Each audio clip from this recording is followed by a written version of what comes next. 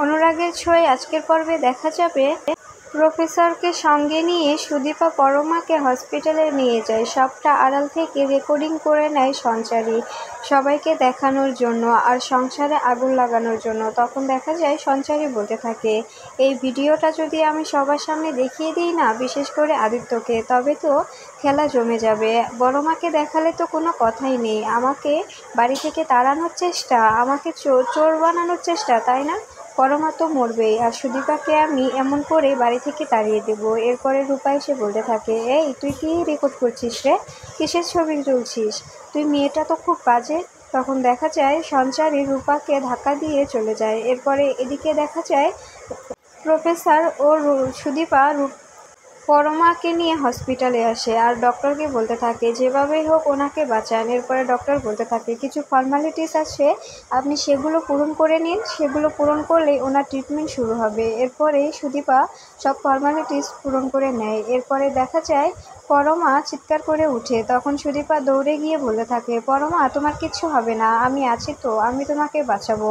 এরপরে দেখা যায় রিসেপশন থেকে সুদীপাকে আবার ডাকে। এরপরে দেখা যায় ফরমে তো এখানে রিলেশনশিপটা আপনি পূরণই করেননি, আপনার উনি কী হন? তখন দেখা যায় সুদীপা কিছু না ভেবেই সেখানে সিস্টার লিখে দেয়। এদিকে দেখা যায় সঞ্চারী পুলিশকে ফোন করে বলে দেয় এ বাড়িতে নববধূকে নির্যাতন করা হয়েছে আর নববধূ সবটা সহ্য করতে না পেরে আত্মহত্যা করেছে।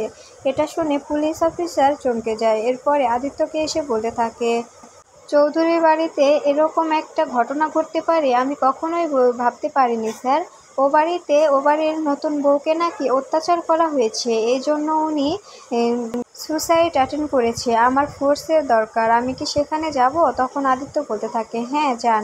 এরপরে আদিত্য ভাবতে থাকে সুদীপা হয়তো আদিত্যর ওপর কষ্ট পেয়ে এমনটা করেছে। এরপরে আদিত্য বলতে থাকে সুদীপা তো আমাকে ফোন করেছিল, আমি কেন ফোনটা ধরলাম না? এদিকে দেখা যায় সুদীপা বসে বসে কাঁদছে আর বলছে, আমার কাছে তো কারোরই নাম্বার নেই, আমি সবাইকে কিভাবে খবরটা দেব, আমি তো কিচ্ছু বুঝতে পারছি না। এরপরে দেখা যায় প্রফেসর এসে সুদীপাকে বলতে থাকে, আপনি এভাবে ভেঙে পড়বেন না, সবটা ঠিক হয়ে যাবে। এরপরে ডক্টর এসে বলতে থাকে, এই পরমা চৌধুরীর বাড়ির লোককে। তখন সুদীপা বলতে থাকে, আমি ডক্টর, আমি কি হয়েছে, উনি কি সুস্থ হয়ে উঠবেন বলুন? তখন দেখা যায় আসলে উনি কিছু স্লিপিং ট্যাবলেট খেয়েছিল তো, ওই জন্য এমনটা হয়েছে। আমরা অবশ্য সবটা ওয়াশ করে ফেলেছি, কিন্তু এখনও বলা যাচ্ছে না, বিপদ এখনও কাটেনি, কী হবে কি না হবে সেটা বুঝতে পারছি না। তখন সুদীপা বলতে থাকে, প্লিজ আপনি আমার বোনকে বাঁচিয়ে নিন, আমি আপনার কাছে হাত জোর করে বলছি। তখন ডক্টর বলতে থাকে, একজন বোন যদি এভাবে আরেকজন বোনের জন্য প্রার্থনা করে, তবে তো উনি কিছুতেই মরতে পারবে না, বোনের ডাকে তো ওনাকে সাড়া দিতেই হবে। এদিকে দেখা যায় রূপা বসে বসে কাঁদছে, সঞ্চারী দেখে হাসছে আর বলছে, একে নিয়ে যে আমি কি করি না। এরপরে দেখা যায় আদিত্য এসে সঞ্চারীকে বলতে থাকে, সঞ্চারী সুদীপার কি হয়েছে? তখন দেখা যায় সঞ্চারী বলতে থাকে, আসলে সুদীপার তো কিছু হয়নি, আসলে হয়েছে পরমা আত্মহত্যা করেছে আর ওকে হসপিটালে নিয়ে যাওয়া হয়েছে। তখন দেখা যায় সঞ্চারীকে আদিত্য বলতে থাকে, তুমি কি খবরটা সবাইকে জানিয়েছো? তখন দেখা যায় সঞ্চারী বলতে থাকে, আমার তো মাথা কাজ করছিল না, তাই কাউকে কিছু জানাতে পারিনি, আমি এক্ষুনি জানিয়ে দিচ্ছি। এরপরে আদিত্য হসপিটালের উদ্দেশ্যে রওনা দিয়ে দেয়। এদিকে দেখা যায় পরমা ঠাকুরের কাছে দাঁড়িয়ে দাঁড়িয়ে কাঁদতে থাকে আর বলতে থাকে, আমি তো ওকে বোন বলেই মানি, তুমি প্লিজ ওকে বাঁচিয়ে তোলো, ওর যেন কোনো ক্ষতি না হয়, ওর পুরো জীবনটাই পড়ে আছে। এরপরে দেখা যায় প্রফেসর আসে সুদীপার জন্য কফি নিয়ে আর বলতে থাকে, কফিটা খেয়ে নিন। তখন দেখা যায় সুদীপা বলতে থাকে, স্যার আমি এখন খাবো না, যতক্ষণ না পরমা সুস্থ হয়ে উঠছে ততক্ষণ আমি কিছু মুখে দিতে পারবো না। তখন দেখা যায় প্রফেসর স্যার বলতে থাকে, আমি বুঝতে পারছি যে আপনি এখন কফি খাওয়ার মুডে নেই, কিন্তু কি করবেন, উনি তো সুস্থ হয়ে যাবে, ডক্টর তো বললেন। তখন দেখা যায় সেখানে আদিত্য ও অভ্র চলে আসে। এরপরে সুদীপা দৌড়ে গিয়ে আদিত্যকে বলতে থাকে, স্যার ওর অবস্থা মোটেও ভালো না, ওকে যেভাবেই হোক বাঁচাতেই হবে, ওর পুরো লাইফটা পড়ে আছে। এরপরে দেখা যায় অভ্রকে সুদীপা বলতে থাকে, দাদা ভাই তুমি কোনো টেনশন করো না, পরমা সুস্থ হয়ে উঠবে, এবার শুধু সবাই তোমরা ঠাকুরের কাছে প্রার্থনা করো। এরপরে দেখা যায় পুলিশ স্টেশন থেকে পুলিশ অফিসার আসে আর সুদীপাকে জেরা করতে থাকে। সুদীপাকে বলতে থাকে, বলুন তো, সত্যি করে বলবেন, পরমাকে কে কে কী বলেছিল?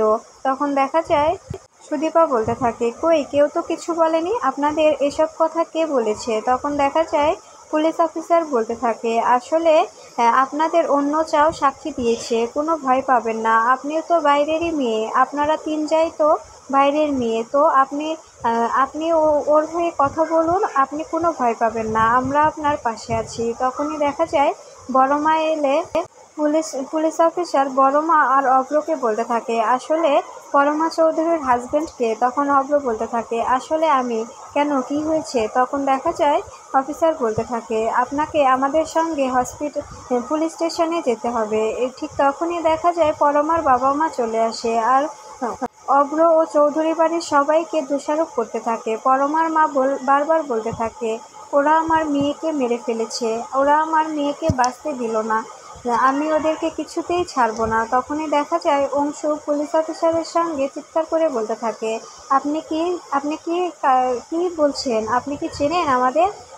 আমাদের বাড়ির এক ছেলে আর্মিতে আছে, আরেক ছেলে পুলিশে, আপনি এভাবে আমাদের সঙ্গে কথা বলতে পারেন না। তখনই দেখা যায় আদিত্য এসে বলতে থাকে, বাবা, তুমি ওনাদের সামনে এভাবে কথা বলতে পারো না, এখানে তোমরাই আমাকে শিখিয়েছো সবার আগে ডিউটি। আমি জানি যে তোমরা আমার আপনজন, কিন্তু আমার কিছু করার নেই, আমি এখানে কিছু করতে পারবো না। ঠিক তখনই দেখা যায় পরমার বাবা অসুস্থ হয়ে গেলে তখন অভ্র ও সুদীপা মিলে পরমার বাবাকে বসিয়ে দেয়। এরপরে অভ্র চিৎকার করে কাঁদতে থাকে আর বলতে থাকে, পরমা, তুমি এমনটা কেন করলে? আমারই উচিত হয়নি। আমি যদি ঘরের বাইরেই বসে থাকতাম তবে আজকে আর আমাকে এদিন দেখতে হতো না।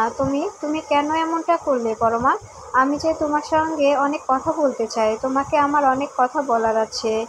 তখনই দেখা যায় অফিসার অভ্রকে বলতে থাকে, আপনাকে এখন আমাদের সঙ্গে স্টেশনে যেতে হবে, আপনাকে আর আপনার মাকে অনেক জেরা করার আছে। আমাদের কাছে খবর আছে যে আপনি আর আপনার মা ওনাকে অনেক টর্চার করতেন, এই জন্য সহ্য করতে না পেরে উনি সুইসাইড অ্যাটেম্প করেছে। তখন দেখা যায় অভ্র গিয়ে আদিত্যকে বলতে থাকে, ভাই, তুই কিছু একটা কর, পরমার জ্ঞান ফিরলেই আমি চলে যাব।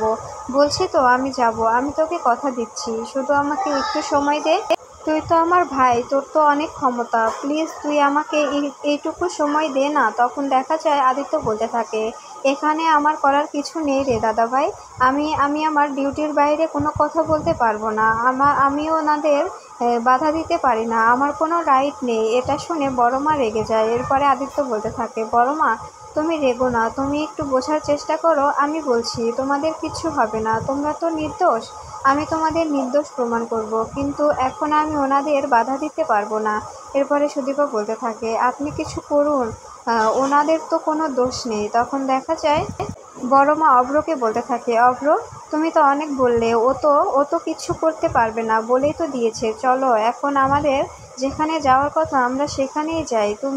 তুমি এতটা ভেবো না, আমাদের যদি বিনা দোষে ফাঁসি হয়ে যাক, কোনো সমস্যা নেই। আজকে বিপদের সময় যে আমাদের পাশে দাঁড়ালো না, মনে রাখবে সে আমাদের কেউ না।